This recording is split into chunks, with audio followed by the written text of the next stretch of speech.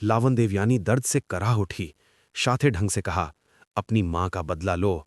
ये सभी लोग एज्योर ड्रैगन इंस्टीट्यूट से हैं, जिनमें से प्रत्येक पिछले से अधिक क्रूर है। आप उस आदमी को बैंगनी रंग में भी नहीं हरा सकते थे, और वो आदमी शनाया के आदमी का अनुयायी है। कौन जानता है कि वो आदमी कितना भयानक है। बस उसकी ओर से एक नज़र और मुझे लगा कि मेरा दम घुट रहा है। वो व्यक्ति बहुत डरावना है। लवण देवयानी ने उस समय के बारे में सोचा जब वो रुद्रसेन की निगाहों से मिला था, और वो अभी भी अपने दिल में एक डर महसूस कर रहा था। हालांकि उस साथी की नज़र शांत थी, फिर भी वो अभी भी डरा हुआ था। ये डर उसकी आत्मा की गहराई से आया था। तो फिर हमें क्या करना चाहिए? गार्ड कमांडर ने पूछा। इसे भूल जाओ। मैं बस एक अमीर युवा मास्टर बनना जारी रखूंगा। मैं इस सत्ता संघर्ष में भाग नहीं लूंगा। लावण देवयानी ने आह भरी। ऐसा लग रहा था कि उसने अपने घाव को खींच लिया है, जिससे उसे दर्द हो रहा है। 5 दिन बाद नीलामी घर ने रुद्रसेन को सूचित किया कि उन्हें जिन 200 से अधिक जड़ी बूटियों की आवश्यकता थी वो आ गई हैं। इसके बाद रुद्रसेन नीलामी घर गए। मैंने तुम्हें निराश नहीं किया। मैंने आपकी जरूरत की सभी जड़ी बूटियां एकत्र कर ली हैं, धीरेन्द्र सिंह ने मुस्कुराते हुए कहा। धन्यवाद वरिष्ठ। कृपया मेरे लिए मिस जियांग को धन्यवाद दें। रुद्रसेन ने अमृत अपने पास रखा और अपनी मुट्ठियां पकड़ लीं। धीरेन्द्र सिंह ने मुस्कुराते हुए सिर हिलाया। रुद्रसेन से कुछ देर बातचीत करने के बाद रुद्रसेन ने विदा ली। अपने निवास पर लौटकर रुद्रसेन ने स्मॉल क्रिएशन पिल को परिष्कृत करने की तैयारी शुरू कर दी। कुछ ही दिनों में नीलामी हो जाएगी। उन्हें नीलामी से पहले स्मॉल क्रिएशन पिल को सफलतापूर्वक परिष्कृत करना था। फायरक्लिन ने पूछा, क्या आपने स्मॉल क्रिएशन पिल को परिष्कृत करने के लिए आवश्यक सभी सामग्री एकत्र कर ली है? रुद्रसेन ने सिर हिलाया और सामग्री निकाली। उन्होंने आश्चर्य से कहा, वास्तव में ये 2 भाग हैं। योगेश जाट ने काफी मेहनत की है। जाट परिवार की सबसे बड़ी बेटी योगेश जाट। जब मैं मध्य पवित्र आकाश महाद्वीप में था तब मैंने उसका नाम सुना। वो साधारण नहीं है, फायरकिलिन ने कहा। रुद्रसेन ने सिर हिलाया। प्राचीन जाट परिवार एक प्राचीन परिवार था जिसने कॉपर स्पैरो मंडप को प्राचीन भगवान की उपाधि प्रदान की थी। स्वाभाविक रूप से वे साधारण लोग नहीं थे। स्मॉल क्रिएशन पिल के लिए 372 प्रकार की सामग्रियां हैं। क्या आपने बाकी तैयार किया है? मैं तैयार हूं, रुद्रसेन ने कहा। हाँ, ये पहली बार है जब आप इतनी सारी जड़ी बूटियों को फ्यूज कर रहे हैं। ये आसान नहीं होगा, फायरकिलिन ने कहा। मेरी आत्मा काफी मजबूत है, रुद्रसेन ने कहा। फायरकिलिन ने सिर हिलाया। इसे भी लगा कि रुद्रसेन ठीक होना चाहिए। इस दौरान रुद्रसेन की कीमिया कौशल में दिन प्रतिदिन सुधार होता जा रहा था। रुद्रसेन ने उस कढ़ाई को बाहर निकाला जो उन्होंने कुछ समय पहले नहीं खरीदी थी, और उसे मेज पर रख दिया। फिर उन्होंने अपनी जरूरत की सभी जड़ी बूटियां कढ़ाई के पास रख दीं। अपनी उंगली के झटके से पर्पल अर्थ कोर फायर बाहर कूद पड़ा और कढ़ाई में उड़ गया। रुद्रसेन ने बड़ी कुशलता से जड़ी बूटियों को कढ़ाई में डाल दिया। स्वर्गीय अग्नि के तड़के के तहत सभी जड़ी बूटियां स्पिरिचुअल तरल में बदल गईं। कुल 372 प्रकार की जड़ी बूटियां थीं। रुद्रसेन ने नीलामी घर से कुछ जड़ी बूटियों को खोजने में मदद करने के लिए कहा था, जिन्हें ढूंढना मुश्किल था। जहां तक आम लोगों की बात है, रुद्रसेन ने उन्हें खुद खरीदा। समय धीरे धीरे बीतता गया। कढ़ाई के अंदर पहले से ही तरल की 370 गेंदें थीं। ये वो स्पिरिचुअल तरल थे जिन्हें रुद्रसेन ने परिष्कृत किया था। उसने एक गहरी सांस ली।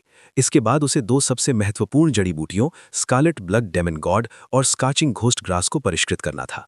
रुद्रसेन ने सबसे पहले स्कारलेट ब्लड डेमन गॉड को कढ़ाई में डाल दिया। स्वर्गीय अग्नि के तड़के के तहत स्कारलेट ब्लड डेमन गॉड को परिष्कृत किया जाने लगा। चीखना। अचानक स्कारलेट ब्लड डेमन गॉड की ओर से एक तीक्ष्ण और कान छेदने वाली ध्वनि तरंग आया। ये एक बेहद भयानक ध्वनि तरंग हमला था। साधारण कीमियाकार इस तरह के ध्वनि तरंग हमले का सामना नहीं कर पाएंगे। इससे उनकी आत्मा को प्रतिक्रिया का सामना करना पड़ेगा। ये स्कारलेट ब्लड डेमन गॉड का भयानक पहलू था। इस तरह की जड़ी बूटी में अपनी शैतान आत्मा होती है और ये कीमियाकारों पर हमला कर सकती है। हालांकि इस तरह के हमले से रुद्रसेन को कोई नुकसान नहीं हो सका। रुद्रसेन ने स्कारलेट ब्लड दानव भगवान की शैतान आत्मा के हमले को आसानी से सुलझा लिया। 1 घंटे बाद स्कारलेट ब्लड दानव भगवान को भी आध्यात्मिक तरल में परिष्कृत किया गया। आखिरी वाला चिलचिलाती घोस्ट ग्रास था। जब चिलचिलाती घोस्ट ग्रास को जलाया गया तो चिलचिलाती घोस्ट ग्रास से एक बुरी आत्मा निकली। ये और भी क्रूर था क्योंकि ये रुद्रसेन की ओर झपटा। ये तुरंत रुद्रसेन के दिमाग में उसकी आत्मा को नष्ट करने के लिए दौड़ा। स्लैश। रुद्रसेन ने आत्मा तलवार का इस्तेमाल किया और इस दुष्ट आत्मा का सिर काट दिया। 4 घंटे बाद चिलचिलाती भूत घास भी पूरी तरह से एक शुभ आध्यात्मिक तरल में पिघल गई थी। फिर इन आध्यात्मिक तरल पदार्थों को फ्यूज करने का समय आ गया था। एक एक करके आध्यात्मिक तरल पदार्थों को क्रम के अनुसार एक साथ जोड़ा गया। 372 प्रकार के आध्यात्मिक जड़ी बूटियों के क्रम में कोई गलती नहीं होनी चाहिए, अन्यथा ये आध्यात्मिक तरल पदार्थ नष्ट हो जाएंगे। कीमिया विवरणों पर बहुत सख्त थी और इसे एक कठोर मामला भी कहा जा सकता था। सभी आध्यात्मिक तरल पदार्थों के फ्यूज होने के बाद रुद्रसेन ने अशुद्धियों को परिष्कृत करने और उन्हें भ्रूण की गोलियों में द्रवीभूत करने के लिए स्वर्गीय अग्नि को नियंत्रित किया। ये प्रक्रिया बहुत जटिल थी। ये आत्मा शक्ति की भी बहुत सख्त परीक्षा थी। एक गोली को परिष्कृत करने के लिए एक साथ 372 प्रकार की आध्यात्मिक जड़ी बूटियों को मिलाना कुछ ऐसा था जो एक गहन स्तर कीमियागर की आत्मा तक भी नहीं पहुंच सकती थी। ये रुद्रसेन था। हालांकि वो केवल एक मार्शल जनरल था, उसकी आत्मा यिन यांग क्षेत्र की 5वीं परत तक पहुंच गई थी। ये लगभग पृथ्वी स्तर के कीमियागर की आत्मा के बराबर था।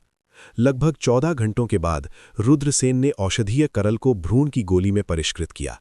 इसके बाद उन्होंने भ्रूण की गोली को एक आदर्श गोली में पॉलिश किया।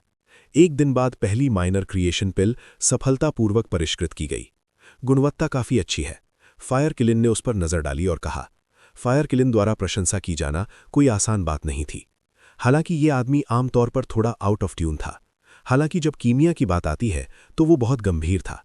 पहली छोटी प्राकृति की गोली को दूर करने के बाद रुद्रसेन ने कुछ सेकंड्स के लिए आराम किया और फिर दूसरी को गढ़ना शुरू कर दिया।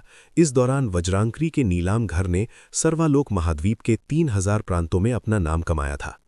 कुछ समय पहले उन्होंने इम्मोरिमोडल बॉडी टेम्परिंग लिक्विड की नीलामी की थी। इस बार वे इम्मोरिमोडल ब्लड स्पिरिट पिल की नीलामी कर रहे थे। नीलाम घर द्वारा कई बड़े गुटों को भी सूचित किया गया था कि प्राचीन रक्त आत्मा की गोली प्राचीन कीमिया भगवान से विरासत है। यदि यिन यांग क्षेत्र के नीचे के किसी कृषक ने इसका सेवन किया तो उनकी रक्त रेखा शक्ति 3 गुना बढ़ जाएगी। यदि यिन यांग क्षेत्र के नीचे के किसी कृषक ने इसका सेवन किया तो उनकी रक्त रेखा शक्ति 1 बार बढ़ जाएगी। इसमें से केवल एक ही था। इस मामले ने तुरंत विभिन्न शीर्ष बलों के बीच हंगामा मचा दिया। रक्त रेखा ये उस स्तर से संबंधित था जिस स्तर पर एक कृषक अंत में पहुंच सकता था। उदाहरण के लिए, जिन लोगों को प्राचीन दिव्य सम्राट की वंश रेखा विरासत में मिली थी वे आसानी से यिन यांग क्षेत्र तक पहुंच सकते थे। हालांकि आम लोगों को बहुत मेहनत करनी पड़ती थी, यहां तक कि अगर उन्होंने बहुत प्रयास किया तो यिन यांग क्षेत्र की खेती करने की उनकी संभावनाएं अत्यंत कम थीं। ये एक रक्त रेखा थी। एक कृषक के लिए एक रक्त रेखा बहुत महत्वपूर्ण थी। प्राचीन रक्त आत्मा की गोली प्राचीन कीमिया भगवान द्वारा पारित यिन यांग देव के कृषक की रक्त रेखा को बढ़ा सकती है। इससे भारी हंगामा मच गया। हर जगह से असंख्य मजबूत कृषक आए। वे इम्मोरिमोडल ब्लड स्पिरिट पिल की नीलामी में भाग लेने आए थे। ये कहना था कि ये नीलाम घर वास्तव में एडवर्टाइजमेंट करना जानता था। प्राइमोडियल ब्लड स्पिरिट पिल के सामने प्राइमोडियल ब्लड स्पिरिट पिल थी जिसे प्राइमोडियल एल्केमी गॉड द्वारा पारित किया गया था। इसने तुरंत पूरे 3000 प्रांतों का ध्यान रियल मार्शल किंगडम के नीलाम घर की ओर आकर्षित किया। गड़गड़ाहट। दूर से एक शानदार गाड़ी आई। शाही गार्डों ने रास्ता साफ किया। ये शाही परिवार का सदस्य था। बहुत से लोग देख रहे थे। एक लंबा और प्रभावशाली मध्य उम्र का आदमी गाड़ी से बाहर निकला। मध्य उम्र का आदमी जल्दी से नीलाम घर में घुस गया। बहुत से लोग मध्य उम्र के आदमी की पहचान का अनुमान लगा रहे थे। मजबूत कृषक एक के बाद एक आए और नीलाम घर में प्रवेश किया। प्राचीन कुलीन परिवार, प्राचीन संप्रदाय, इन सभी गुटों के मजबूत कृषक आए। इम्मोरिमोडल ब्लड स्पिरिट पिल की ये नीलामी एक भव्य अवसर था। बड़े गुटों के कई लोग आए और नीलाम घर में सीट पाना मुश्किल था। दहाड़। दूर से एक अजबर की दहाड़ आई। 9 बार ड्रैगन एक गाड़ी को खींच रहे थे। 9 ड्रैगन एक गाड़ी खींच रहे हैं। वे पेंगलाई दिव्य सम्राट से हैं। किसी ने कहा, पूर्वी सागर के अधिपति पेंगलाई दिव्य सम्राट आ गए हैं। ऋषि जैसे व्यवहार वाले एक बूढ़े आदमी गाड़ी से नीचे आया और नीलाम घर में प्रवेश किया। पेंगलाई के प्राचीन पवित्र भूमि के विशेषज्ञों के नीलाम घर में प्रवेश करने के कुछ देर बाद एक विशाल अजगर दूर से उड़ाया। स्वर्ग, देखो ये एक ड्रैगन नाइट है। अनगिनत लोगों ने शौक में आकाश की ओर देखा। वो विशाल अजगर 300 मीटर से अधिक लंबा था और ये एक पश्चिमी अजगर था। जैसे ही उसने अपने पंख फड़फड़ाए, आंधी बह गई और उसके ड्रैगन की शक्ति 1 लाख किलोमीटर तक फैल गई। ड्रैगन की पीठ पर पालथी मारे बैठा एक बहादुर आदमी युद्ध का भाला पकड़े हुए था। महान किन राज्य के विहान। कोई इस व्यक्ति की पहचान पहचानते हुए आश्चर्य से चिल्लाया। महान किन राज्य, ये प्राचीन काल से चले आ रहे 4 प्राचीन राजवंशों में से एक था। ये 3000 प्रांतों में सबसे शक्तिशाली शक्तियों में से एक था। विहान महान किन राज्य के युवा पीढ़ी के बीच एक उत्कृष्ट प्रतिभा थी। वो केवल 25 वर्ष का था, लेकिन वो पहले ही एक विशाल ड्रैगन को वश में कर चुका था और ड्रैगन नाइट बन गया था। ये कल्पना करना कठिन था कि उसकी खेती कितनी भयानक थी। पुरानी पीढ़ी के कई विशेषज्ञ उसके लिए एक मैच नहीं हो सकते थे। विहान ने महल में प्रवेश किया। जल्द ही और विशेषज्ञ आ गए। ये एक प्राचीन कांस्य यथ था जिसे काली अग्नि में डूबे हुए 9 क्रूर बीस्टों द्वारा खींचा जा रहा था। रथ ने आकाश को कुचल दिया। काली अग्नि वाले बीस्ट, वे महान शांग साम्राज्य से हैं। कोई चिल्लाता हुआ बोला, ग्रेट शांग साम्राज्य भी सेंट स्काई महाद्वीप के 4 प्राचीन राजवंशों में से एक था। ये महान किन राज्य से भी लंबे समय से चला आ रहा था। एक अधेड़ उम्र का आदमी बाहर निकला। वो राजसी और वीर दिख रहा था, जैसे कोई प्राचीन देवता उतर रहा हो। धीर, ये वही है। वो महान शांग साम्राज्य के मानव सम्राट का छोटा भाई है। कोई आने वाले व्यक्ति की पहचान पहचानते हुए चिल्लाया। ये बहुत शॉकिंग था। ये प्राचीन साम्राज्य का एक राजा था। भूम। एक और मजबूत किसान आ गया। ये भी एक अधेड़ उम्र का आदमी था। वो दूर से उड़कर जमीन पर गिर गया था। उसने नीलामी घर में प्रवेश किया। सन मून सिटी के सिटी लॉर्ड रेयांश। कई लोग आश्चर्य से चिल्ला उठे। वज्रदेश सूर्य चंद्रमा शहर के संरक्षण में था। हर साल वज्रदेश सन मून सिटी को श्रद्धांजलि देगा। प्राचीन राजवंशों और पवित्र भूमि से मजबूत कृषकों के आगमन से रेयांश के आगमन के रूप में उतनी हंगामा नहीं हुई। कोई फर्क नहीं पड़ता कि वे समूह कितने मजबूत थे। वे पूर्वी प्रांत के दिव्य प्रांत से बाहर थे। उनका वज्रदेश से कोई लेना देना नहीं था। रेयांश वह व्यक्ति था जिसने वज्रदेश के भाग्य को नियंत्रित किया था। यहां तक कि रेयांश भी यहां है। ये बहुत जीवंत है। ऐसा लग रहा है कि इमोरियल ब्लड स्पिरिट पिल को आसमान चूमती कीमत पर बेचा जाएगा। अनगिनत लोग इसके बारे में बातें कर रहे थे। हालांकि नीलामी घर में प्रवेश करना आसान नहीं था। विभिन्न प्रमुख ताकतों के बहुत सारे विशेषज्ञ थे। आम लोगों के पास नीलामी घर में प्रवेश करने की योग्यता नहीं थी। वे इतनी शानदार नीलामी नहीं देख पाएंगे। कई महत्वपूर्ण लोगों के अलावा युवा पीढ़ी के कई मजबूत कृषक भी आए थे। उदाहरण के लिए कविन और हिरण्य मोक्षेंद्र आए थे। दूर से महान पथ की ध्वनि सुनी जा सकती थी। 9 यूनिकॉर्न एक आकाशीय गाड़ी खींच रहे थे। सफेद कपड़ों में 10 से अधिक सुंदर महिलाएं फूलों की टोकरियां पकड़े हुई थी। उन्होंने गाड़ी को घेर लिया और फूलों की पंखुड़ियों को छिड़क दिया। फूलों की गाड़ी आखिरकार रुकी और एक महिला उसमें से बाहर चली गई।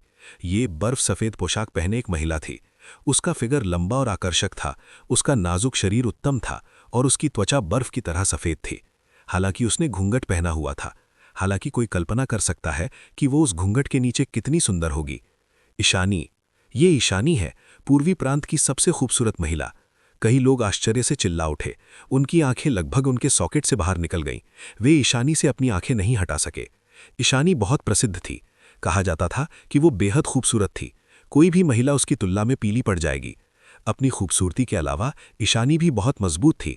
वो बहुत छोटी थी, लेकिन उसे पहले से ही अथाह के रूप में वर्णित किया जा सकता था। अतीत में उसने पवित्र आकाशीय महाद्वीप की सबसे मजबूत प्रतिभाओं के खिलाफ बिना हारे 300 राउंड तक लड़ाई की थी। ये दिखाने के लिए काफी था कि वो कितनी मजबूत थी। ईशानी एक परी की तरह उतरी। कई युवा प्रतिभाएं पहले से ही नीलामी घर के प्रवेश द्वार पर इंतजार कर रही थी। वे शायद ईशानी के प्रशंसक थे। ईशानी एक परी की तरह उतरी। परी ज़रूर, कृपया अंदर आओ। वे प्रतिभाएं उस समय बहुत विनम्र थी। उन्होंने ईशानी के लिए रास्ता दिखाया। सभी को धन्यवाद। आपका स्वागत है। आपके लिए मार्ग प्रशस्त करना हमारे लिए सम्मान की बात है। आकाश का गर्व समूह अप्रत्याशित पक्ष से अभिभूत था और बेहद उत्साहित था। ईशानी नीलामी घर की ओर चल दी। रुद्रसेन नीलामी घर में प्रवेश किया और ईशानी की खूबसूरत पीठ को देखा। वो अपने आप से बुदबुदाया। उसका फिगर वास्तव में बुरा नहीं है, लेकिन उसने घूंघट पहना हुआ है। मुझे आश्चर्य है कि पूर्वी प्रांत की सबसे खूबसूरत महिला कैसी दिखती है। ये कहते हुए रुद्रसेन भी नीलामी घर में प्रवेश कर गया। जब रुद्रसेन नीलामी घर में प्रवेश किया तो उन्होंने एक कोना चुना और बैठ गए। आज नीलामी घर में कई विशेषज्ञ जुटे थे। ऐसे में लो प्रोफाइल रखना ही रास्ता था। अधिक से अधिक विशेषज्ञों ने नीलामी घर में प्रवेश किया। रुद्रसेन ने अपनी आंखें बंद कर लीं और नीलामी शुरू होने का इंतजार करते हुए आराम करने लगे। Ding dong ding dong. 2 घंटे बाद घड़ियालों और ढोलों की आवाज सुनाई दी। धीरेन्द्र सिंह खुद बाहर चले गए। इस नीलामी की मेजबानी धीरेन्द्र सिंह ने की थी। हर एक व्यक्ति, इस नीलामी में केवल एक ही वस्तु है और वो है प्राइमोर्डियल ब्लड स्पिरिट पिल। धीरेन्द्र सिंह की आवाज नीलामी घर में गूंज उठी। ये नीलामी वास्तव में पूरी तरह से प्राइमोर्डियल ब्लड स्पिरिट पिल के लिए आयोजित की गई थी। इसके अलावा शीर्ष ताकतों के सभी लोग जो आए थे वे बेहद अमीर थे। साधारण नीलामी वस्तुएं उनकी आंखों में प्रवेश नहीं कर पाएंगी। इस प्रकार नीलामी घर बहुत सीधा था और केवल प्राइमोर्डियल ब्लड स्पिरिट पिल की नीलामी की गई। कई लोगों ने थोड़ा सिर हिलाया। उन्हें झुकना पसंद नहीं था। ये देखकर कि नीलामी घर ने सीधे प्राइमोर्डियल ब्लड स्पिरिट पिल को नीलामी के लिए निकाल लिया था, इससे उनका बहुत समय बच गया। एक नौकरानी एक ट्रे लेकर चली आई। ट्रे पर चीनी मिट्टी की एक बोतल थी। प्राइमोर्डियल ब्लड स्पिरिट पिल वहां है, धीरेन्द्र सिंह ने कहा। अरे, क्या इस प्राइमोडियल ब्लड स्पिरिट पिल का वास्तव में इतना शक्तिशाली प्रभाव है, जैसा कि आपके नीलामी घर ने कहा था? केवल एक ही है और आपने अभी तक इसे नहीं आजमाया है। इसे मत बेचो। यदि इसका ऐसा प्रभाव नहीं पड़ता है तो आप हंसी का पात्र बन जाएंगे। एक उदास आवाज सुनाई दी। सभी ने देखा और देखा कि ये एक बूढ़ा आदमी था। ये पूर्वज कुणाल है। किसी ने बुदबुदाया। वे मोटे तौर पर पूर्वज कुणाल और जाट परिवार के बीच के संबंधों के बारे में जानते थे। कहा जाता था कि पूर्वज कुणाल और जाट परिवार के बीच पुरानी दुश्मनी थी, लेकिन पूर्वज कुणाल बहुत शक्तिशाली थे और उनके पीछे एक प्राचीन पवित्र भूमि थी। इस प्रकार जाट परिवार उनका कुछ नहीं कर सकता था।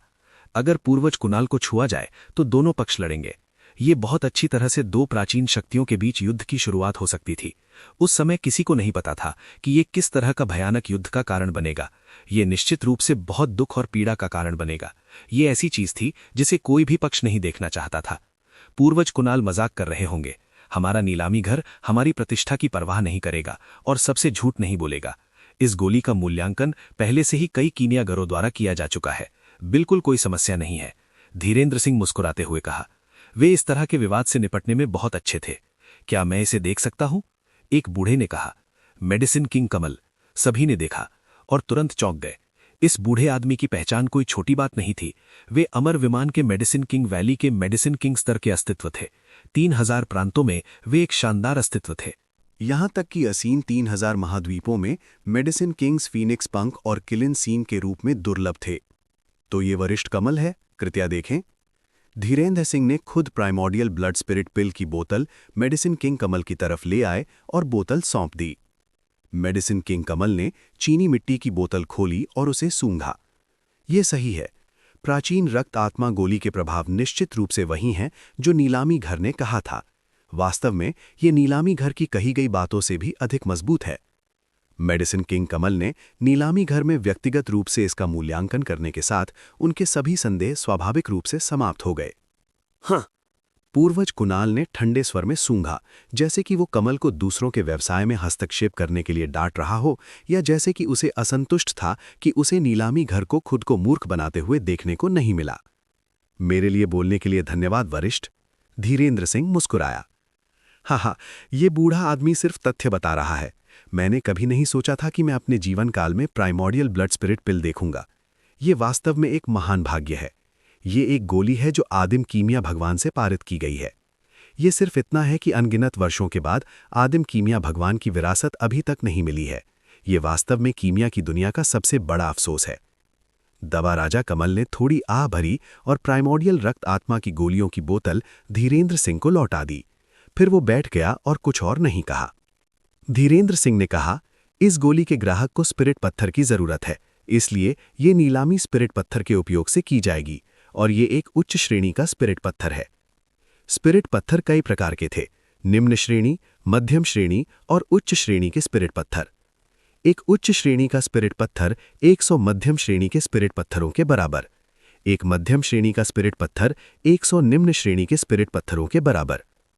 आमतौर पर निम्न श्रेणी के स्पिरिट पत्थर वे होते थे जो प्रसारित होते थे। अधिक से अधिक वे मध्यम श्रेणी के स्पिरिट पत्थर थे। बहुत कम उच्च श्रेणी के स्पिरिट पत्थर प्रसारित होते थे। ऐसा इसलिए था क्योंकि उच्च श्रेणी के स्पिरिट पत्थर दुर्लभ थे और उन्हें प्राप्त करना बहुत मुश्किल था।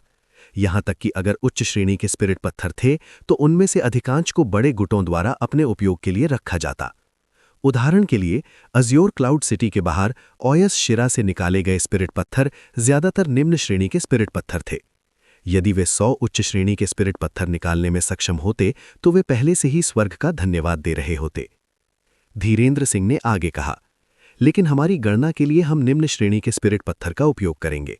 हम अभी भी निम्न श्रेणी के स्पिरिट पत्थर की कीमत पर प्राइमोडियल ब्लड स्पिरिट पिल के लिए बोली लगाएंगे, लेकिन जब आप भुगतान करते हैं तो आपको उन्हें उच्च श्रेणी के स्पिरिट पत्थरों के लिए बदलना होगा।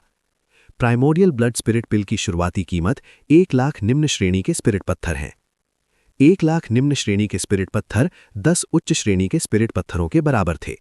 बेशक ये सिर्फ शुरुआती कीमत थी। 2 लाख, कोई चिल्लाया।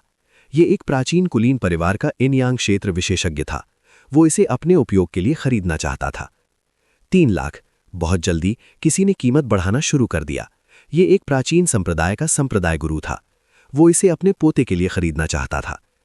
4 लाख, उसके बाद 5 लाख, उसके बाद 1 मिलियन, उसके बाद 3 मिलियन, उसके बाद 10 मिलियन, उसके बाद बोली में कई लोगों ने भाग लिया। प्राइमोर्डियल ब्लड स्पिरिट पिल की कीमत तब तक बढ़ती रही जब तक कि वो 10 मिलियन तक नहीं पहुंच गई। कई प्राचीन संप्रदाय और कुलीन परिवार प्रतियोगिता से हटने लगे। ये कीमत उनके लिए बहुत ज्यादा थी। आखिरकार एक पूरे संप्रदाय के संचालन के लिए बड़ी मात्रा में स्पिरिट पत्थरों की आवश्यकता होती है। उनके बजट की एक सीमा थी और वे असीमित राशि खर्च नहीं कर सकते थे। प्रतियोगिता से हटने वाले कुछ काश्तकारों ने आह भरी। वे केवल इस बात पर विलाप कर सकते थे कि उनके भाग्य में प्राइमोर्डियल ब्लड स्पिरिट पिल नहीं थी। शेष सभी प्राचीन शक्तियां जैसे प्राचीन पवित्र भूमि और प्राचीन शाही राजवंश प्रतियोगिता में शामिल थे। 20 मिलियन। केविन मुस्कुराया। वो एक प्राचीन राजवंश से थे और उन्हें अपने पूरे कबीले का समर्थन प्राप्त था। 30 मिलियन। एक अधेड़ उम्र के किसान ने बोली लगाना जारी रखा। किसी ने इस अधेड़ उम्र के किसान को पहचान लिया। वो एक प्राचीन संप्रदाय के विशेषज्ञ थे। 40 मिलियन। ईशानी को प्राइमोर्डियल ब्लड स्पिरिट पिल में बहुत दिलचस्पी थी। 50 मिलियन। बहुत जल्दी कोई और भी अधिक कीमत पर बोली लगाता है। ये लोग कीमत बढ़ाते रहे। जब कीमत 100 मिलियन तक पहुंच गई तो केविन, ईशानी और अन्य लोग प्रतियोगिता से हट गए। कई लोग इस गहन बोली युद्ध को देख रहे थे। वे चुपके से भावना से आह भर रहे थे। बोली युद्ध बहुत तीव्र था। कीमत पहले ही 100 मिलियन स्पिरिट स्टोन से अधिक हो चुकी थी। स्पिरिट पत्थरों की ये मात्रा हजारों लोगों की प्राचीन सेना के लिए कई वर्षों तक संचालित करने के लिए पर्याप्त थी। 150 मिलियन। किसी ने बोली लगाना जारी रखा और कीमत 50 मिलियन बढ़ा दी। ऐसा लग रहा था कि यह व्यक्ति प्राइमोर्डियल ब्लड स्पिरिट पिल प्राप्त करने के लिए दृढ़ था। कई लोग चौंक गए। ये व्यक्ति बहुत साहसी था। सभी ने देखा और देखा कि ये महान किन साम्राज्य का ड्रैगन राइडर गु युन्यांग था। ग्रेट किन एम्पायर का ड्रैगन नाइट विहान 3000 प्रांतों में एक प्रसिद्ध उभरता हुआ सितारा था। उसने कम उम्र में एक विशाल अजगर को वश में कर लिया था और उसकी संपत्ति प्राप्त की थी। वो बेहद अमीर था। 160 मिलियन। किसी ने बोली लगाना जारी रखा। ये एक लंबी काली पोशाक और घूंघट पहने एक महिला थी। कोई नहीं जानता था कि वो कौन थी, लेकिन ये स्पष्ट था कि उसने जानबूझकर अपनी पहचान छिपाई थी। हर कोई हैरान था और उसकी पहचान का अनुमान लगाने की कोशिश कर रहा था। जो व्यक्ति इतनी अधिक कीमत वहन कर सकता है, उसके पास एक असाधारण पृष्ठभूमि होनी चाहिए। 180 मिलियन। किसी और ने फिर से बोली लगाई। ये सन मून सिटी का सिटी लॉर्ड रियांश था। कुछ प्राचीन संप्रदाय और गुट भी इसमें शामिल हो गए। प्रतियोगिता बहुत तीव्र थी।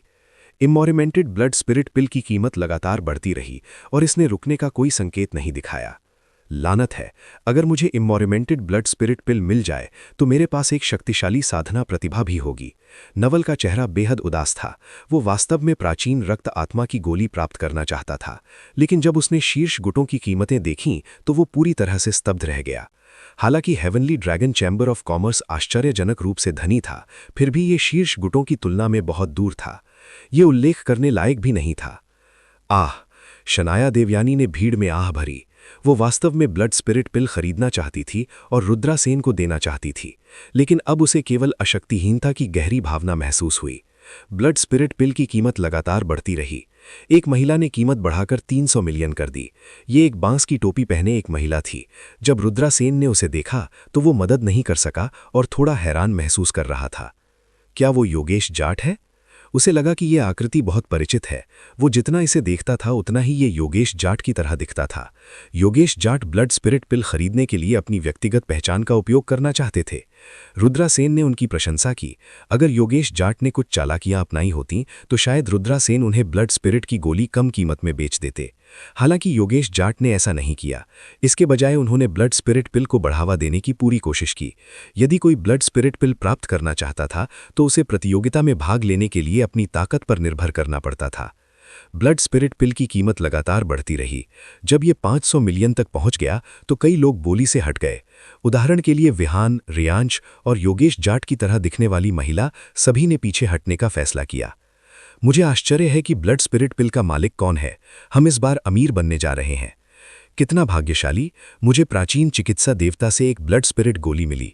इस नीलामी के बाद मेरे पास कुछ 100 वर्षों तक साधना का अभ्यास करने के लिए पर्याप्त स्पिरिट पत्थर होंगे। मुझे कुछ 100 वर्षों तक खेती के संसाधनों के बारे में चिंता करने की जरूरत नहीं पड़ेगी। मुझे आश्चर्य है कि क्या उस व्यक्ति ने प्राचीन केमिया देवता की विरासत प्राप्त की है। अगर ऐसा है तो एक संभावना है। यदि प्राचीन केमिया देवता की विरासत प्राप्त हो जाती है तो ये बहुत स्वर्ग विरोधी होगा।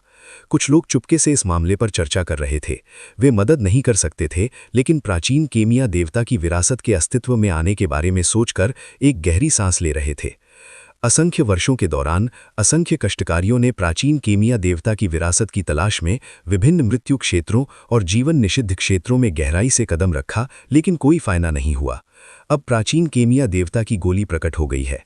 इससे सभी को संदेह हुआ कि प्राचीन केमिया देवता की विरासत वास्तव में प्रकट हो गई होगी। रुद्रासेन ने कुछ चर्चाएं सुनी और मन ही मन सोचा, ये लोग वास्तव में अनुमान लगाना जानते हैं, लेकिन फायर किलिन छिपने में वास्तव में बहुत अच्छा है। उन्होंने प्राचीन केमिया देवता की विरासत प्राप्त की, लेकिन वो इसे सबसे गुप्त रखने में सक्षम थे। अपने अहंकारी व्यक्तित्व के साथ उसके लिए ऐसा करना आसान नहीं है। हालांकि रुद्रासेन को ये नहीं पता था कि जब फायर किलिन पवित्र स्वर्गीय महाद्वीप में था तो उसे फायर किलिन नहीं कहा जाता था, उन्हें ज्वाला ऋषि कहा जाता था। बेशक ये सब अतीत की बात थी। फायर किलिन की शक्ति को राक्षसी मन बेंद ने खा लिया था, इसलिए वो पहले की तरह मजबूत नहीं था।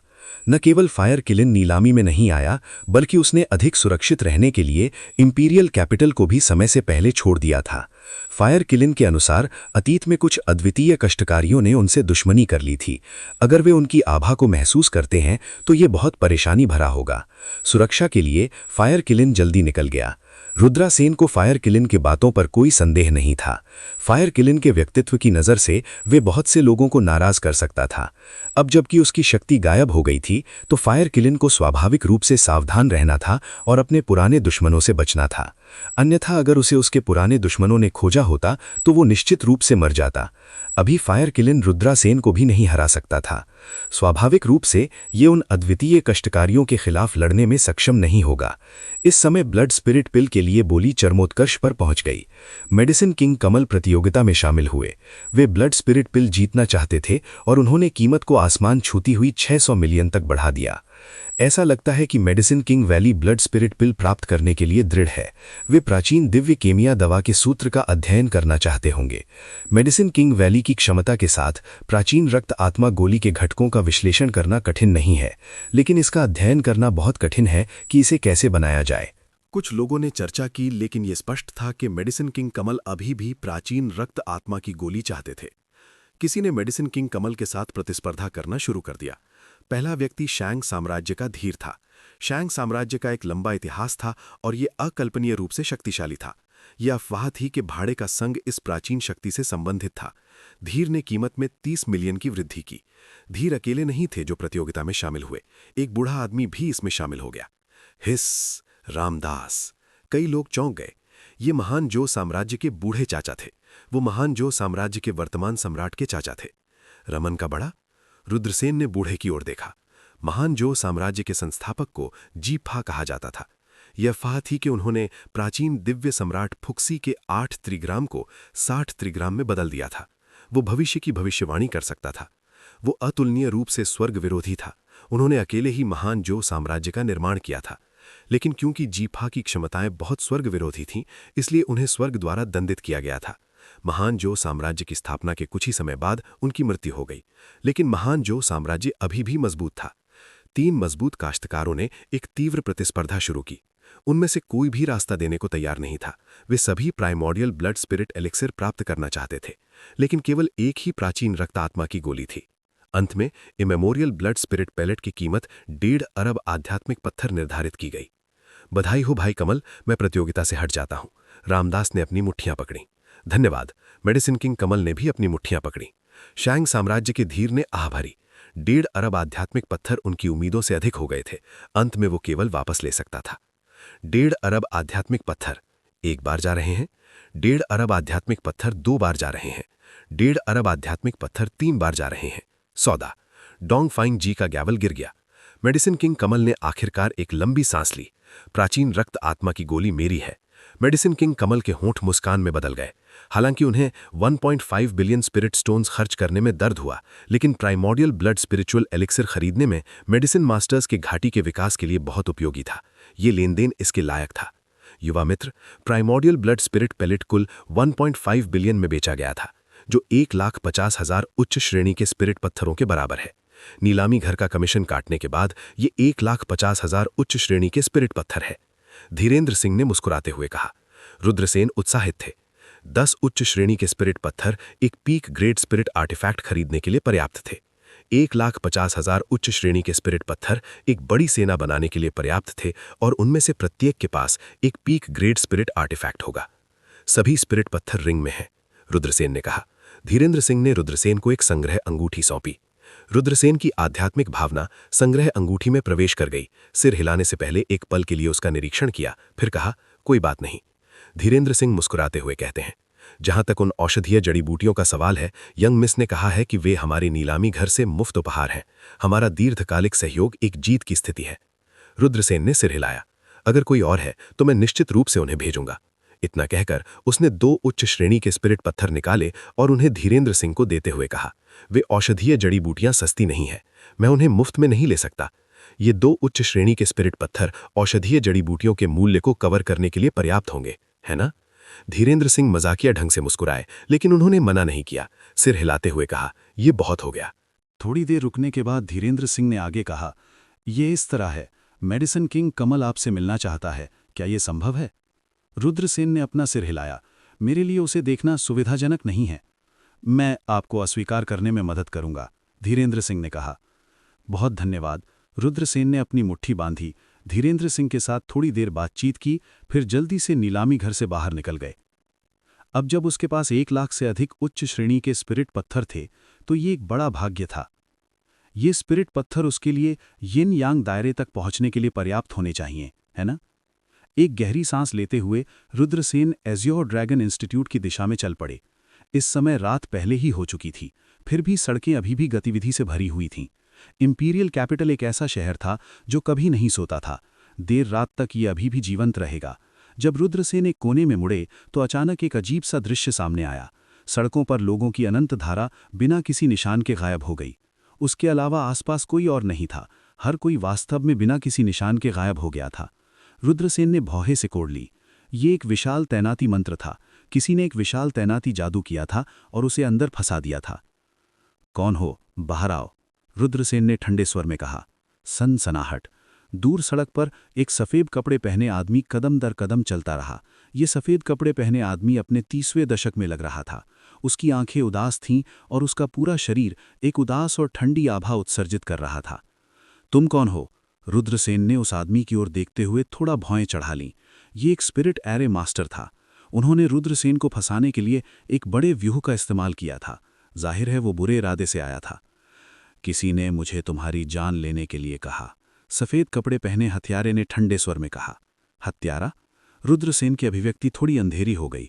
9 अंडरवर्ल्ड से हत्यारा, सफ़ेद कपड़े पहने हत्यारे ने गर्व से कहा।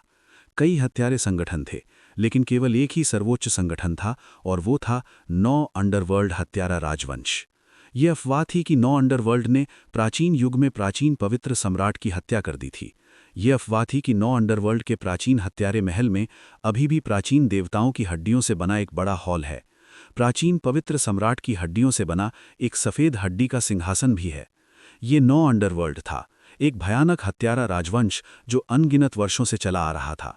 हत्यारे संगठनों के अनगिनत हत्यारे 9 अंडरवर्ल्ड में शामिल होने पर गर्व महसूस कर सकते थे। रुद्रसेन ने एक बार फायर किलिन को 9 अंडरवर्ल्ड हत्यारे राजवंश के बारे में बात करते हुए सुना था। यहाँ तक कि जब फायर किलिन ने 9 अंडरवर्ल्ड के बारे में बात की तो उसकी अभिव्यक्ति अतुलनीय रूप से गंभीर थी। इससे कोई भी देख सकता था कि 9 अंडरवर्ल्ड हत्यारे का राजवंश कितना भयानक था। उसके सामने सफ़ेद कपड़े पहने हत्यारा वास्तव में 9 अंडरवर्ल्ड हत्यारे का हत्यारा था। रुद्रसेन जानते थे कि ये परेशानी भरा हो सकता है। उसकी अभिव्यक्ति तनावग्रस्त हो गई।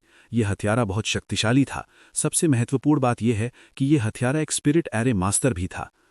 मैं तुम्हारी जान ले लूंगा, रुद्रसेन ने कहा। सफ़ेद कपड़े पहने हत्यारे ने ठंडे स्वर में कहा।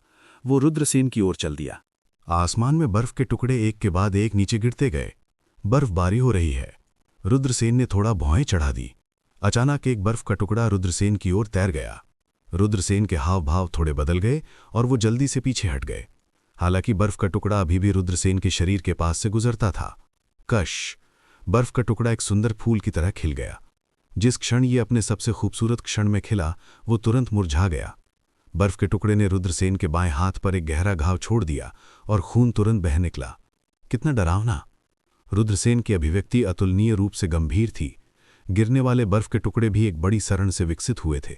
इसकी शक्ति भयानक थी और इसने रुद्रसेन को आसानी से घायल कर दिया। ये केवल पहला बर्फ का टुकड़ा था।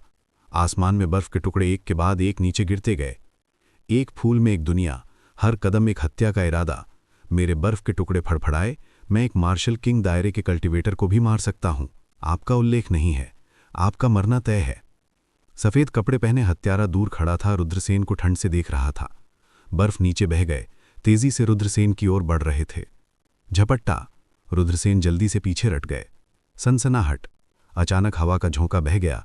एक घने और कई हवा के ब्लेड रुद्रसेन की ओर बढ़ रहे थे, आकाश को मिटाते और पृथ्वी को मिटाते। सफेद कपड़े पहने हत्यारा बहुत भयानक था। उन्होंने यहां एक से अधिक प्रकार के बड़े सरण स्थापित किए थे। सबसे पहले तो ये भ्रम सरण था जिसने रुद्रसेन को फंसा दिया था। दूसरे, ये बर्फ का टुकड़ा था जिसने आकाश को अनंत हत्या के इरादे से भर दिया था। अंत में ये हिंसक विंड ब्लेड हमला हुआ। बाहर आओ, रुद्रसेन ने धीमी आवाज में चिल्लाया और एक जादुई खजाना निकाला। ये एक काला कछुआ ढाल था। ये एक रक्षात्मक खजाना था जिसे रुद्रसेन ने फायर ड्रैगन के गुफा निवास में प्राप्त किया था। इसके अलावा ये एक खजाना था जिसमें एक शक्तिशाली रक्षात्मक शक्ति थी। जब रुद्रसेन ने ब्लैक कछुआ ढाल निकाला तो उसने एक रक्षात्मक प्रकाश अवरोध बनाया जो इसके भीतर रुद्रसेन की रक्षा करता था। क्लैंग क्लैंग क्लैंग, बर्फ के टुकड़े गिर गए, हवा के ब्लेड बह गए। वे सभी रक्षात्मक प्रकाश बाधा द्वारा अवरुद्ध थे। एक रक्षात्मक खजाना। तुम्हारे पास वास्तव में इतना शक्तिशाली खजाना है। मैं वास्तव में आश्चर्यचकित हूं। रक्षात्मक खजाने सबसे दुर्लभ हैं। लगता है तुम्हारे पास बहुत सी अच्छी चीजें हैं। अगर मैं आज तुम्हें मार डालूं तो मेरी अच्छी फसल होनी चाहिए। जब सफेद कपड़े पहने हत्यारे ने रुद्रसेन को एक रक्षात्मक ब्लैक कछुआ ढाल निकालते हुए देखा तो वो तुरंत उत्तेजित हो गया। ये हत्यारे एक हत्या मिशन को स्वीकार करने के बाद न केवल उन्हें नियोक्ता से एक बड़ा इनाम मिलेगा बल्कि उन्हें एक बड़ा इनाम भी मिलेगा। हत्यारे की संपत्ति भी इन हत्यारों द्वारा लूट ली जाएगी।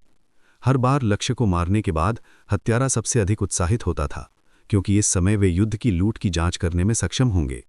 मेरे रक्षात्मक खजाने को तोड़ते हुए देखो, सफेद कपड़े पहने हत्यारे ने उपहास किया और अपना दाहिना हाथ घुमाया। सनसनाहट, प्रकाश की चमक के साथ सफेद कपड़े पहने हत्यारे द्वारा एक जेड शासक जादुई खजाना निकाला गया था। यह भी एक खजाना था जो खजाने के स्तर पर था, लेकिन यह जादुई खजाना एक आक्रमण प्रकार का जादुई खजाना था। बैंग, जेड शासक ने ब्लैक कछुआ ढाल द्वारा जारी रक्षात्मक प्रकाश बाधा को बेरहमी से तोड़ दिया। रुद्रसेन की रक्षा करने वाली रक्षात्मक प्रकाश बाधा तुरंत हिंसक रूप से हिलने लगी। सफेद कपड़े पहने हत्यारे का जेड शासक बहुत शक्तिशाली था। ये रुद्रसेन की डार्क हैरी बस्टर तलवार से कहीं अधिक शक्तिशाली था। लगातार कई हमलों के बाद रक्षात्मक शील्ड हिंसक रूप से कांपने लगी। जाहिर है ये लंबे समय तक नहीं चल सकता। बच्चे, ये बेकार है। मैं स्काई वेव रूलर एक मध्यम स्तरीय खजाना है और तुम्हारा ब्लैक कछुआ ढाल केवल एक निम्न स्तरीय खजाना है। ये मेरे स्काई वेव रूलर के हमले का सामना नहीं कर सकता। सफेद कपड़े पहने हत्यारे का चेहरा ठंडक से भरा था। इस समय रुद्रसेन वास्तव में कुछ परेशानी में था। उसने अपनी भौहें थोड़ी ऊपर उठाईं। कितना अच्छा सफेद कपड़े पहने हत्यारे हैं। उसके पास वास्तव में बहुत सी चालें थीं। Bang bang bang, sky wave ruler ने एक के बाद एक ब्लैक कछुआ शील्ड द्वारा बनाई गई रक्षात्मक प्रकाश ढाल पर हमला किया। दर्जनों हमलों के बाद कर्कश आवाजें सुनी जा सकती थीं। ब्लैक कछुआ शील्ड द्वारा बनाई गई रक्षात्मक प्रकाश ढाल धीरे धीरे कमजोर हो रही थी। क्या आपका बचाव टूटने वाला है? अगले ही पल आपकी जान लेने का समय आ गया है। सफेद कपड़े पहने हत्यारे का मुंह एक भयावह मुस्कान में बदल गया। हत्यारे सभी ठंडे खून वाले और निर्दयी थे। जब वे जान लेने वाले थे तो वे अक्सर सबसे अधिक उत्साहित होते थे। स्काई वेव रूलर की शक्ति पूरी तरह से जारी कर दी गई थी। एक और भारी हमले ने ब्लैक कछुआ शील्ड द्वारा बनाई गई रक्षात्मक प्रकाश ढाल पर जबरदस्त बमबारी की। सुप्रशिक्षित, जब हमला दुर्घटनाग्रस्त हो गया तो ब्लैक टर्टॉइज शील्ड द्वारा बनाई गई रक्षात्मक बाधा चकनाचूर हो गई। ब्लैक टर्टॉइज शील्ड की रोशनी मंद हो गई। इसने अपनी आत्मा की हुई खो दी थी। इसे थोड़े समय में फिर से इस्तेमाल नहीं किया जा सकता था। स्काई वेव रूलर ने रुद्रसेन पर हमला करना जारी रखा। वह सीधे रुद्रसेन को मारना चाहता था। आकाश भक्षण जार, बाहर आओ। स्काई वेव रूलर के हमले के सामने रुद्रसेन ने हाथ लहराया। एक काली रोशनी चमक उठी। रुद्रसेन के हाथ में आकाश भक्षण जार प्रकट हुआ। रुद्रसेन ने स्काई डिवोरिंग जार को सक्रिय किया। स्काई डिवोरिंग जार ने एक भयानक भक्षण शक्ति जारी की। भक्षण करने वाली शक्ति ने सीधे स्काई वेव शासक को घेर लिया जो रुद्रसेन पर हमला कर रहा था। Sky devouring jar sky wave ruler को जबरन निगलना चाहता था। लानत है, तुम्हारा ये टूटा हुआ जार क्या है? तुम मेरा खजाना जबरन चुराना चाहते हो? सफेद कपड़े पहने हत्यारा चौंक गया। वह ठंडे स्वर में चिल्लाया, वापस आओ। सफेद कपड़े पहने हत्यारा स्काई वेव रूलर को वापस बुलाना चाहता था, लेकिन स्काई डिवोरिंग जार बहुत शक्तिशाली था। स्काई वेव रूलर ने स्काई डिवोरिंग जार की ओर उड़ान भरी। बच्चे मरो! सफेद कपड़े पहने हत्यारे ने स्काई वेव रूलर को चिल्लाया। घने हवा के ब्लेड और बर्फ के टुकड़े सभी ने रुद्रसेन पर हमला किया। दहाड़ो! उसी समय स्काई वेव रूलर की कलाकृति की भावना भी जागृत हो गई। यह एक बर्फ सफेद शरीर के साथ एक जल चमक थी। इसकी गर्जना ने आकाश को हिला दिया। बाईजेह के प्रकट होने के बाद उसने अपना विशाल मुंह खोला और एक विशाल नदी रुद्रसेन की ओर बढ़ी, उसे डुबोने की कोशिश कर रही थी। यह सब खा जाओ, यह सब खा जाओ। मैंने जार के स्काई वेव जार को जार में डाल दिया। देव, ये ही भक्षण, निगलने वाला जार। आकाश आकाश की लहर, यह इसे खा रहा है। वाह! अगले ही पल स्काई डिवोरिंग जार ने सफेद कपड़े पहने हत्यारे और स्काई वेव रूलर के बीच के संबंध को जबरन तोड़ दिया। सफेद कपड़े पहने हत्यारे को प्रतिक्रिया का सामना करना पड़ा और उसने मुंह से खून उगल दिया। तुमने मेरा खजाना जबरन चुराने की हिम्मत कैसे की? सफेद कपड़े पहने हत्यारे की आंखें जानलेवा इरादे से चमक उठी। रुद्रसेन ने सिर हिलाया और कहा, हाँ, जब तक आकाश को खाने वाला जार एक खजाना खा जाएगा, तब तक उसे जबरन चुरा लिया जाएगा। अब ये स्काई वेव रूलर मेरा खजाना है। सफेद कपड़े पहने हत्यारे ने रुद्रसेन की बातें सुनकर लगभग एक कौर खून उगल दिया। तुम मरने के लायक हो। वह दहाड़ता है और पागलों की तरह हवा के ब्लेड और बर्फ के टुकड़े से रुद्रसेन पर हमला करता है। घने और कई हवा के ब्लेड ने तुरंत एक विशाल तूफान का निर्माण किया, जो सभी दिशाओं से रुद्रसेन की ओर बढ़ा और पूरी तरह से उसे घेर लिया। रुद्रसेन बच नहीं सकते। हवा के ब्लेड बर्फ के टुकड़ों को उसमें बहा देते हैं। बर्फ के टुकड़े तुरंत खिल गए, जिससे एक भयानक हत्या का इरावा निकल आया। सभी हमले रुद्रसेन पर थे। जब तुम मर जाओगे तो मेरा खजाना फिर से मेरा हो जाएगा और तुम्हारे खजाने भी मेरे होंगे। रुद्रसेन ने भयानक मुस्कान के साथ कहा। ऐसा लगता था जैसे वह पहले ही रुद्रसेन की दुखद मृत्यु को देख सकता था। जार को खा जाओ, जार को खा जाओ। रुद्रसेन ने अपनी भक्षण मार्शल आत्मा को सक्रिय किया। भक्षण मार्शल आत्मा की भक्षण की हुई लगातार भक्षण जार में डाली गई। भक्षण जार की हुई मजबूत से मजबूत होती गई। फायर किलिन ने पहले कहा था कि भक्षण जार का मालिक भक्षण करने वाला दुष्ट असुर था। यह रुद्रसेन की भक्षण करने वाली मार्शल आत्मा के समान था। केवल भक्षण करने वाली मार्शल आत्मा को सक्रिय करके ही भक्षण जार अपनी सबसे मजबूत शक्ति जारी कर सकता है, ठीक वैसे ही जैसे रुद्रसेन उस समय कर रहे थे। जब भक्षण करने वाली मार्शल आत्मा की शक्ति भक्षण जार में डाली गई तो भक्षण जार ने रुद्रसेन पर पागलों की तरह हमला करना शुरू कर दिया। हवा के ब्लेड और बर्फ के टुकड़े सभी को भक्षण करने वाली मार्शल आत्मा ने निगल लिया था। क्या खजाना है! इसने मेरी महान संरचना को तोड़ दिया। सफेद कपड़े पहने हत्यारा बिल्कुल भी उदास नहीं था। इसके बजाय वो और भी उत्साहित हो गया। इस खजाने ने उसे पागल महसूस कराया। अगर उसके पास भक्षण जार होता तो क्या वो भविष्य में अजेय नहीं होता? तो वो किसी के जादुई हथियार को अपनी इच्छानुसार लूट सकता था। वो अन्य लोगों के हमलों को भी खा सकता था। सफेद कपड़े पहने हत्यारा जब इसके बारे में सोचता है तो वो उत्साहित होता है। सरसराहट! उसी समय सफेद कपड़े पहने हत्यारे ने एक लंबी तलवार निकाली और रुद्रसेन की ओर दौड़ा। सरसराहट, सरसराहट, सरसराहट! 18 परछाइयां प्रकट हुईं और उन्होंने रुद्रसेन को घेर लिया। 18 सफेद कपड़े वाले हत्यारे रुद्रसेन की ओर दौड़ पड़े। एक हत्यारे का सबसे शक्तिशाली कौशल हत्या की कला है। स्पिरिट एरे सिर्फ छोटी चीजें हैं जिन पर मैं आमतौर पर शोध करता हूं जब मैं ऊब जाता हूं। मेरा सबसे शक्तिशाली कौशल हत्या की तकनीक है, जो मैंने हत्यारे संगठन 9 नीदरलैंड से सीखी है। इस कदम को फैंटम किल कहा जाता है। ये एक सपने की तरह है और आप अंतहीन भय में मर जाएंगे। 18 सफेद कपड़े पहने हत्यारों ने उपहास किया। निगलने वाला जार सीमित करो, रुद्रसेन ठंडे स्वर में चिल्लाया। वो 18 सफेद कपड़े पहने हत्यारों को कैद करने के लिए भक्षण जार का उपयोग करना चाहता था, लेकिन वे बेहद मजबूत थे। उन्होंने एक साथ हमला किया और रुद्रसेन के भक्षण जार को गिरा दिया। 18 सफेद कपड़े वाले हत्यारे रुद्रसेन की ओर दौड़ पड़े। रुद्रसेन पर आक्रमण करते समय उनकी तलवारें ठंडी रोशनी से टिमटिमा रही थीं। मरो छोटे लड़के! सफेद कपड़े पहने हत्यारे के होंठ एक भयावह चाप में बदल गए। लेकिन इस समय उसे अचानक डर लगा कि वो अपने शरीर को हिला नहीं सकता। सफेद कपड़े पहने हत्यारे ने उसके शरीर को देखा और महसूस किया कि उसका शरीर कई ऊर्जा धागों से उलझा हुआ था। तो असली शरीर यहां है, रुद्रसेन ने ठंडे स्वर में मुस्कुराते हुए कहा। उसने अपनी ब्लैक ड्रैगन तलवार निकाली और उसके पीछे घोंप दिया। विप्टिश। उसकी तलवार सफेद कपड़े पहने हत्यारे की छाती में घुस गई। ये कैसे संभव है? सफेद कपड़े पहने हत्यारे को अपनी आंखों पर विश्वास नहीं हो रहा था। मैं आपको ये बताना भूल गया कि मैं भी एक स्पिरिट एरे मास्टर हूं और मैं पहले ही आपकी स्पिरिट एरे के माध्यम से देख चुका हूं। अपने स्वयं के स्पिरिट एरे कौशल के साथ मैं आपकी स्पिरिट एरे को तोड़ सकता था, लेकिन मैंने ऐसा नहीं किया। इसके बजाय मैंने आपकी स्पिरिट एरे को तोड़ने के लिए स्काई डिवोरिंग जार का उपयोग किया। मैं आपको ये सोचना चाहता था कि मैं आपके खिलाफ लड़ने के लिए एक खजाने पर भरोसा कर रहा हूं। आप मेरी बाइंडिंग तकनीक के बारे में क्या सोचते हैं? रुद्रसेन ने उदासीनता से कहा। सफेद कपड़े पहने हत्यारे की आंखें खुली हुई थीं। उसे विश्वास नहीं हो रहा था कि वो एक युवक के हाथों मर गया है। रुद्रसेन ने सफेद कपड़े पहने हत्यारे की स्थानिक अंगूठी ली और उसे लात मार दी। सफेद कपड़े पहना हत्यारा जमीन पर गिर गया, मर गया। फिर रुद्रसेन ने भक्षण करने वाले जार को दूर रख दिया और सफेद कपड़े पहने हत्यारे के भ्रमित जमावट मंत्र को नष्ट कर दिया। वो भीड़-भाड़ वाली सड़क पर वापस लौटा। उसके आसपास कई लोग थे। दर्जन मीटर की दूरी पर सफेद कपड़े पहना हत्यारा जमीन पर पड़ा हुआ था। उसका शरीर कठोर और बेजान था। सफेद कपड़े पहने हत्यारे की शास से कई लोग आकर्षित थे, लेकिन किसी ने भी रुद्रसेन पर ध्यान नहीं दिया। रुद्रसेन भीड़ में घुल मिल गया और सड़क के अंत में जल्दी से गायब हो गया। रास्ते में रुद्रसेन ने उस व्यक्ति की पहचान का अनुमान लगाने की कोशिश की जिसने सफेद वस्त्र पहने हत्यारे को काम पर रखा था।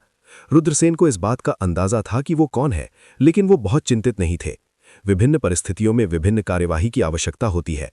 तो क्या हुआ अगर ये 9 नेदर हत्यारा था? क्या वो अब भी उसके द्वारा नहीं मारा गया था? अगर उन्होंने फिर से आने की हिम्मत की तो वो उन्हें एक-एक करके 10-10 करके मार डालेगा। जब वे अज्योर ड्रैगन इंस्टीट्यूट लौटे तो रुद्रसेन को शनाया देवयानी को यहां देखने की उम्मीद नहीं थी। ये देखकर कि रुद्रसेन घायल लग रहे थे, शनाया देवयानी ने चिंतित होकर पूछा कि क्या हुआ।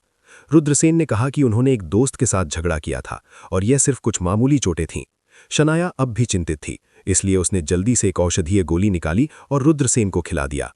इसके बाद ही उसने आराम किया। रुद्रसेन और शनाया देवयानी साथ साथ अपने कमरे में लौट आए। निर्नाम ने कहा कि चूंकि संप्रभु के पास एक सुंदर महिला है तो क्या हमें बाहर जाकर कुछ मजे नहीं करने चाहिए? नील नागेश ने सुझाव दिया कि हम असंख्य फ्लावर हाउस जाएं। असंख्य फ्लावर हाउस एक वैश्यालय था जिसे रुद्रसेन और अन्य लोग अतीत में देखे थे। अंदर हर तरह की सुंदर महिलाएं थीं और नील नागेश को एक बार वहां जाने के बाद इसकी लत लग रही थी। वांगकुन ने सहमति दी कि जरूर, चलो चलते हैं। पशुओं के समूह ने उसी रात अज्योर ड्रैगन इंस्टीट्यूट छोड़ा असंख्य फ्लावर हाउस की ओर बढ़े। वे सभी इस उम्र में थे जब वे महिलाओं के शरीर की संरचना के बारे में सबसे अधिक उत्सुक थे। स्वाभाविक रूप से वे महिलाओं के बारे में कल्पना करते थे और ये एक सामान्य बात थी। तुम इतनी रात को यहाँ क्यों हो? क्या इस वजह से हो कि तुमने मुझे इतना याद किया कि तुम सो नहीं सके?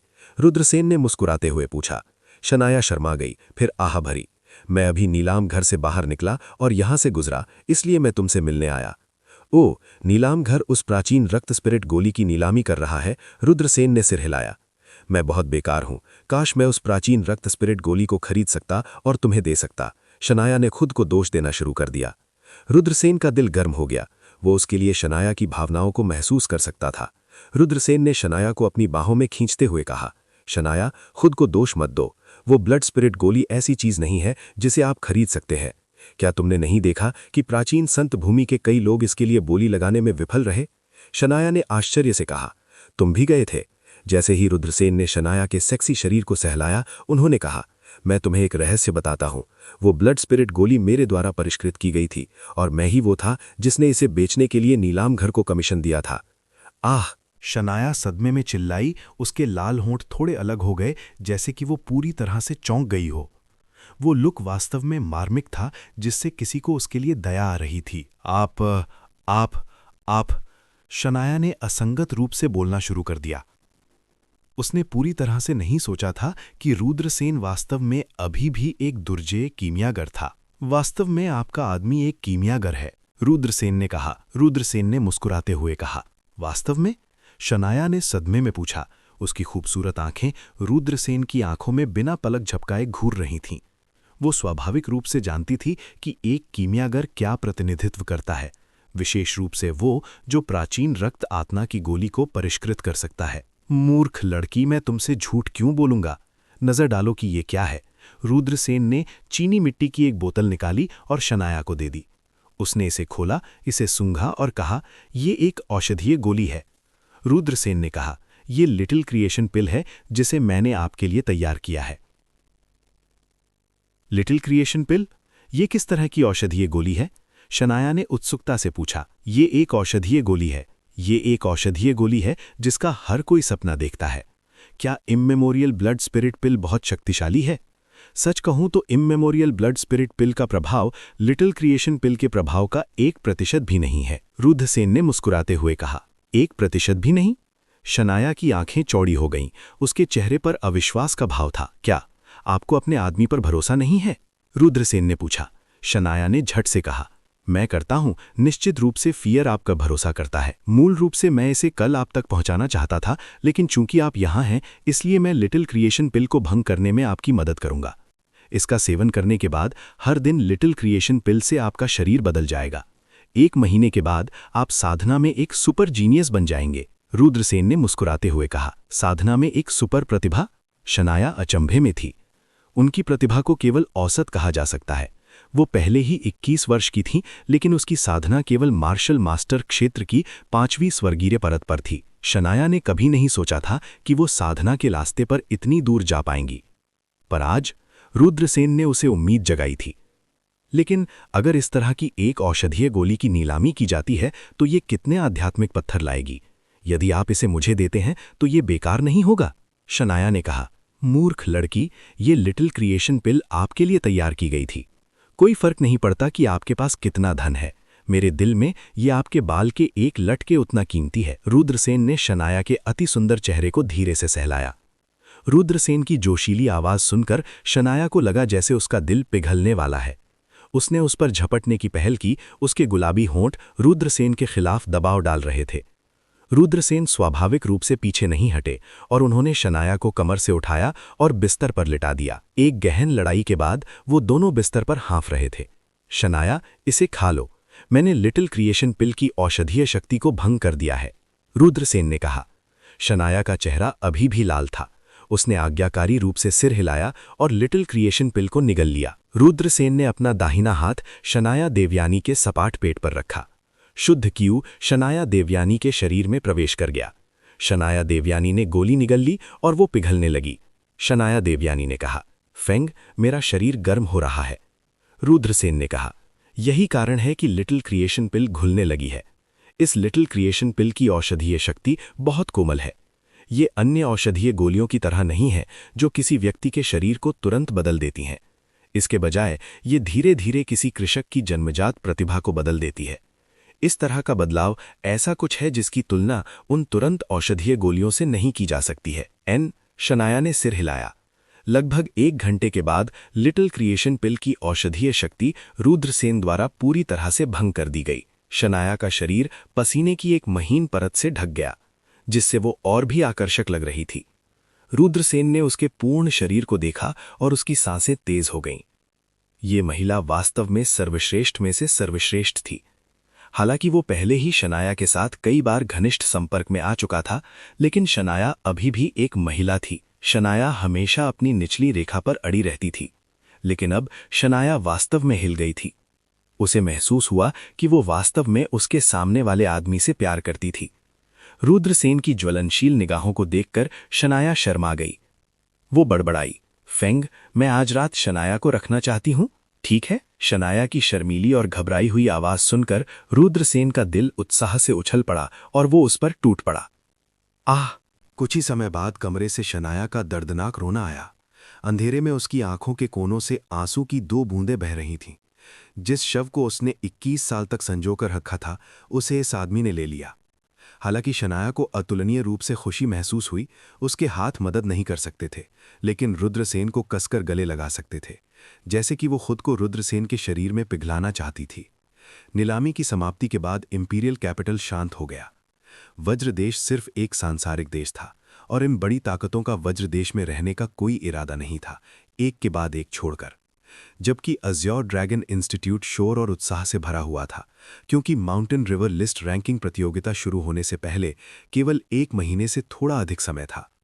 माउंटेन रिवर लिस्ट रैंकिंग प्रतियोगिता अज्योर ड्रैगन इंस्टीट्यूट में एक अत्यंत महत्वपूर्ण प्रतियोगिता थी, जो एक छात्र के भविष्य के विकास से संबंधित थी। माउंटेन रिवर लिस्ट रैंकिंग प्रतियोगिता का 300वां स्थान है। कोई भी छात्र जो माउंटेन रिवर लिस्ट में प्रवेश कर सकता है उसे अज्योर ड्रैगन इंस्टीट्यूट का पोषण प्राप्त होगा और भविष्य में उन्हें अपने विकास को आगे बढ़ाने के लिए एक प्राचीन शक्ति की सिफारिश की जाएगी। यदि वे प्राचीन शक्ति के आकलन को पास कर सकते हैं तो वे एक प्राचीन शक्ति के शिष्य बन सकते हैं। कोई कल्पना कर सकता है कि सैकड़ों हजारों छात्रों की नज़र इन 300वें स्थान पर थी। जो लोग माउंटेन रिवर लिस्ट में नहीं थे वे माउंटेन रिवर लिस्ट में शामिल होना चाहते थे। जो लोग पहले से ही माउंटेन रिवर लिस्ट में थे वे थोड़ा ऊपर जाने की पूरी कोशिश कर रहे थे। इस अवधि के दौरान अज्योर ड्रैगन इंस्टीट्यूट के विभिन्न खेती कक्ष, गुफाएं जैसे बिजली की गुफा, पवन गुफा और अन्य स्थान लोगों से भरे हुए थे। प्रत्येक छात्र लगन से खेती कर रहा था। माउंटेन रिवर लिस्ट रैंकिंग प्रतियोगिता में एक अच्छी रैंकिंग प्राप्त करने की उम्मीद कर रहा था। Dragon gate. रुद्रसेन ने ड्रैगन गेट के सभी मुख्य सदस्यों को इकट्ठा किया। ये वे लोग थे जो शुरू से ही रुद्रसेन का अनुसरण करते थे। मनोरमा, नील नागेश, वोंगकुन और अन्य जो बाद में जुड़े वे सभी रुद्रसेन के प्रति वफादार थे। रुद्रसेन ने दर्जन से अधिक चीनी मिट्टी की बोतलें निकालीं। फिर उन्होंने प्रत्येक व्यक्ति को एक बोतल वितरित की। ये क्या है? मनोहर ने पूछा। ये एक औषधीय तरल है जिसे मैंने परिष्कृत किया है। इसे 5 खुराकों में विभाजित किया गया है, रुद्रसेन ने कहा। ये वो औषधीय तरल था जिसे रुद्रसेन ने लिटिल फॉर्चून पिल का उपयोग करके परिष्कृत किया था। हालांकि लिटिल फॉर्चून पिल की औषधीय प्रभाविता बहुत कम हो गई थी, लेकिन प्रभाव अभी भी स्वर्ग के विरुद्ध था। बहुत बहुत धन्यवाद संप्रभु। सभी ने सोचा कि ये सिर्फ एक साधारण बॉडी टेम्परिंग लिक्विड है और इसके बारे में ज्यादा नहीं सोचा। उस रात ड्रैगन गेट के उच्च अधिकारियों के समूह ने, जिन्हें पतला लिटिल फॉर्चून पिल प्राप्त हुआ, इसका सेवन करना शुरू कर दिया। जब मनोहर ने तरल का एक हिस्सा खाया तो उसे लगा कि उसका शरीर गर्म हो रहा है। चौंक कर उन्होंने अपने शरीर में औषधीय प्रभाविकता को परिष्कृत करने के लिए जल्दी से अपनी साधना तकनीक प्रसारित की। जैसे जैसे औषधीय शक्ति को परिष्कृत किया गया, मनोहर के शरीर ने कई बदबूदार अशुद्धियां बाहर निकाल दीं जो उसके पूरे शरीर को ढक लेती थीं। जब मनोहर ने अपनी साधना अवस्था से अपनी आंखें खोलीं तो उसने अपने शरीर को ढकने वाली अशुद्धियों को देखा। अचंभे में उसका शरीर पहले से कहीं ज्यादा हल्का महसूस हो रहा था। उसने अपने शरीर की स्थिति को महसूस किया और उसके चेहरे पर एक चौंकाने वाली अभिव्यक्ति दिखाई दी। मनोहर ने महसूस किया कि उसके शरीर की अधिकांश अशुद्धियां दूर हो गई हैं। इसके अलावा उसकी रक्तवंश की शक्ति पागल दर से दुगनी हो गई थी। यहां तक कि कुछ आंतरिक चोटें जो उन्हें अपनी साधना के दौरान हुई थीं, जिन्हें ठीक नहीं किया जा सकता था, पूरी तरह से ठीक हो गए थे। मनोहर की सांसें तेज हो गईं। स्वाभाविक रूप से वो जानता था कि ये स्पिरिट तरल की उस बोतल के कारण होना चाहिए। उसने इसका केवल 5वां हिस्सा पिया था और उसकी साधना प्रतिभा में जबरदस्त वृद्धि हुई थी। बू बू बू, मनोहर अचानक फूट फूट कर रोने लगे। ऐसा लग रहा था कि वो अपने दिल के दर्द को रोना चाहता था। मनोहर की साधना प्रतिभा असाधारण थी। हालांकि उन्होंने दावा किया कि उन्हें खेती में कोई दिलचस्पी नहीं थी और वो भविष्य में सू परिवार के कबीले के प्रमुख के रूप में अपने पिता का पद संभालना चाहते थे। हालांकि खुद मनोहर ने भी इन शब्दों पर विश्वास नहीं किया। वो एक शक्तिशाली कृषक कैसे नहीं बनना चाहता था। हालांकि उनके पास कोई प्रतिभा नहीं थी। रुद्रसेन को अनुसरण करने वाले सभी उनसे कहीं अधिक प्रतिभाशाली थे। इससे मनोहर को और भी शर्मिंदगी महसूस हुई।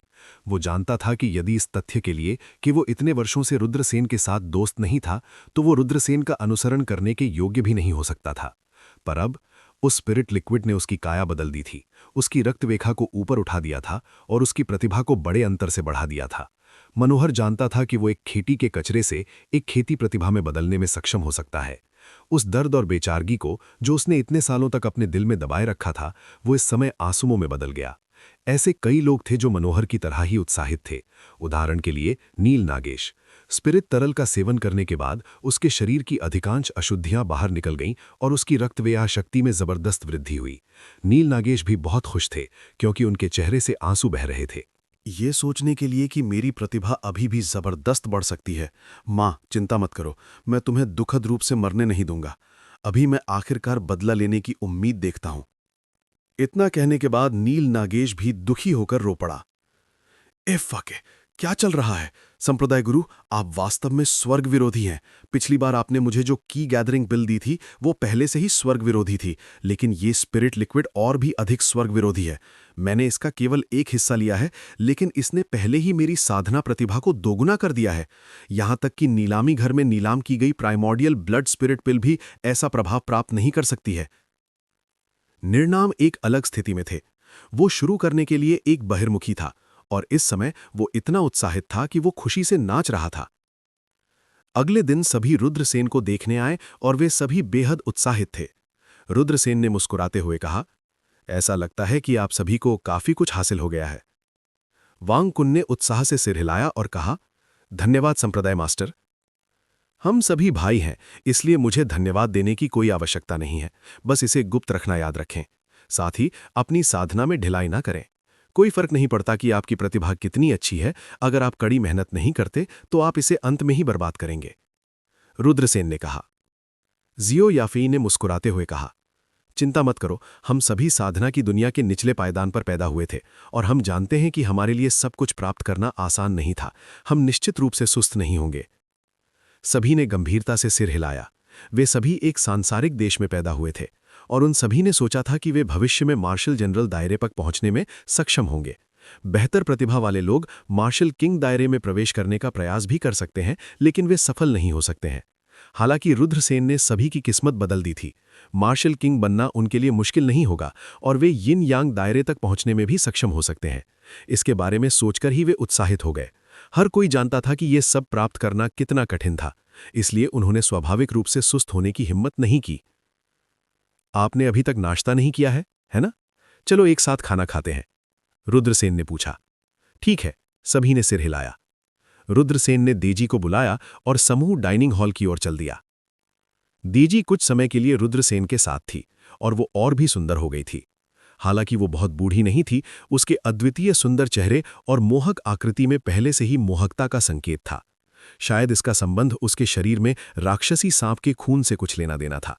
ऐसा कहा जाता था कि राक्षसी सांप रक्तरेखा वाली महिलाएं स्वाभाविक रूप से मोहक और करिश्माई थीं और देजी इसी दिशा में विकास कर रही थीं। रास्ते में अनगिनत निगाहें देजी पर टिकी हुई थीं और देजी थोड़ा डर गईं क्योंकि उसने रुद्रसेन की आस्तीन पकड़ ली और उसका बारीकी से पीछा किया। रुद्रसेन को भी पता था कि देजी ने इतने सालों तक कष्ट झेले हैं और उसे सामान्य जीवन जीने में कुछ समय लगेगा। रुद्रसेन ने अपना हाथ बढ़ाया और उसने देजी के कोमल हाथ को पकड़ लिया और उसने उसे एक शुद्ध मुस्कान दी। देजी ने अपना सुंदर चेहरा उठाया और जब उसने रुद्रसेन की उत्साहजनक निगाहों को देखा तो उसके दिल में गर्माहट महसूस हुई। जब तक वो रुद्रसेन के साथ थी, देजी को लगा कि वो डरती नहीं है। उसे विश्वास था कि उसका राजकुमार निश्चित रूप से उसकी रक्षा करेगा। एज़्योर ड्रैगन इंस्टीट्यूट का कैफेटेरिया बहुत बड़ा था। आखिरकार इसमें 1 लाख लोग बैठ सकते थे। कैफेटेरिया को 3 स्तरों में विभाजित किया गया था, जहां लोगों के आने जाने से हलचल बनी हुई थी। रुद्रसेन का दल दूसरी मंजिल पर पहुंचा। मेज पर एक रस्सी थी। जब तक कोई धीरे से रस्सी पर खींचता है, तब तक एक कागज का क्रेन अपने मुंह में एक मेन्यू के साथ उड़ता रहता है। रुद्रसेन ने रस्सी खींची। निश्चित रूप से एक सुनहरे कागज का क्रेन अपने मुंह में मेन्यू के साथ उड़ गया। यह सुनहरा कागज का क्रेन रस्सी पर एक इलेक्ट्रॉनिक अरेंजमेंट से जुड़ा हुआ था, जिससे वे एक दूसरे को महसूस कर सकते थे। इस तरह दैनिक जीवन में आध्यात्मिक अरेंजमेंट्स का उपयोग किया जाता था। साधक अक्सर आध्यात्मिक अरेंजमेंट तकनीकों से अविभाज्य होते थे। उदाहरण के लिए, सोने के सिक्के और स्पिरिट पत्थरों को स्टोर करने के लिए कल्चरिस्ट्स द्वारा उपयोग किए जाने वाले क्रिस्टल कार्ड्स सभी आध्यात्मिक अरेंजमेंट स्वामी द्वारा आविष्कार किए गए थे। यदि किसान अपने खजानों की शक्ति बढ़ाना चाहते थे, तो उन्हें एक बड़ी अरेंजमेंट की व्यवस्था करने के लिए एक आध्यात्मिक अरेंजमेंट स्वामी को खोजने के लिए बहुत सारा पैसा खर्च करना पड़ता था। रुद्रसेन ने गहरे समुद्र के केकड़े के बंस की 10 टोकरियां, गहरे समुद्र की बैंगनी मछली का सूप का एक बर्तन और कुछ साइड डिशेस का आदेश दिया। गोल्डन पेपर क्रेन अपने मुंह में मेन्यू के साथ रसोई में उड़ गई। एज़्योर ड्रैगन इंस्टीट्यूट की रसोई में बेचे जाने वाले व्यंजन सरल नहीं थे। उदाहरण के लिए, गहरे समुद्र का केकड़ा एक प्रकार का आध्यात्मिक केकड़ा था, जिसमें हैरान कर देने वाली मात्रा में आध्यात्मिक ऊर्जा होती थी। इसे खाना किसानों के लिए फायदेमंद था। यदि ये सामान्य झींगा या केकड़ा होता, तो इसे खाने से शरीर में अशुद्धियां ही बढ़तीं। गहरे समुद्र की बैंगनी मछली भी एक प्रकार की आध्यात्मिक मछली थी और एक ऐसा भोजन था जो किसानों के लिए फायदेमंद था। इसके अलावा स्वाद उत्कृष्ट था। ये भोजन सरल लगता था, लेकिन इसमें 100 से अधिक गोल्डन सिक्के खर्च थे, जो एक सामान्य परिवार के लिए 30 साल तक जीने के लिए पर्याप्त थे।